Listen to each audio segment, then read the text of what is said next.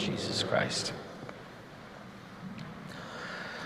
So as I mentioned, we kind of pull out of the cycle, and actually I just noticed, even as I say that I'm wearing purple, and I should be wearing white. I just thought of that as soon as I said, today's the feast day of, and I'm like, oh, I'm not wearing the feast day feast colors. But anyway, we did a Gloria and I'm wearing purple. Oh well, I think there are other things that are problems in this world as well. But anyway, talk about getting knocked off my train of thought.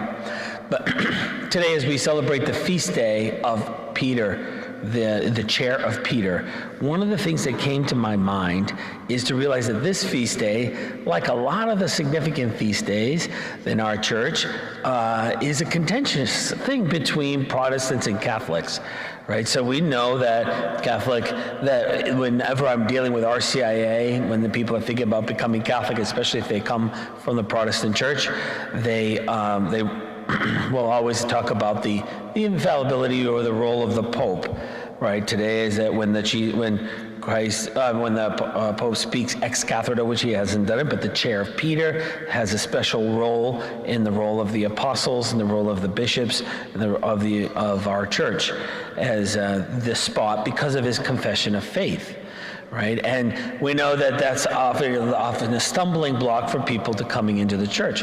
Other ones are Mary is a big stumbling block for people that come into the church, and the Eucharist is another stumbling block, the presence of the body and blood of Christ. And as I was going down those things that are stumbling blocks, come to realize that for us, these are great gifts. So what's important to recognize is because the gift is so great to us as a faith, they become part of the sort of battleground. If it wouldn't be that important, nobody would even care, and it wouldn't be something that divides us. The fact that it does divide us means it's very important, right? Because there are a lot of other things that people kind of give and take, but these are kind of significant. And making them significant obviously means that they're also great gifts.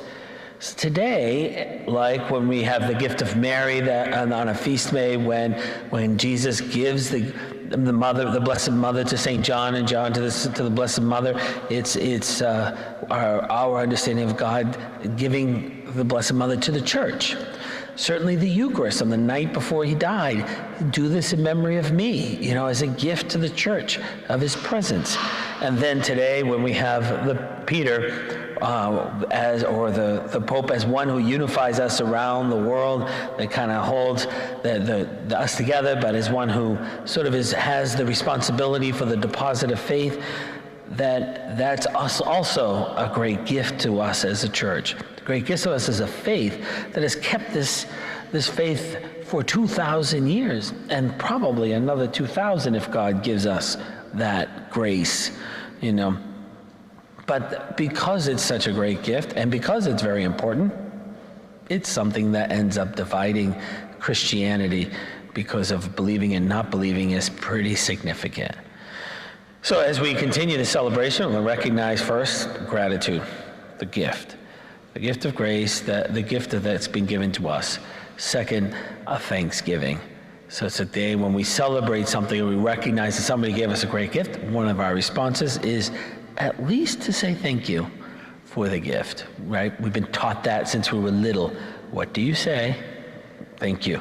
And so that's our chance on this day, and we remind it every year to be thankful for the many different gifts that God has given us to help guide us through the faith. And one of them is in faith and morals, the chair of Peter, to help us along the way.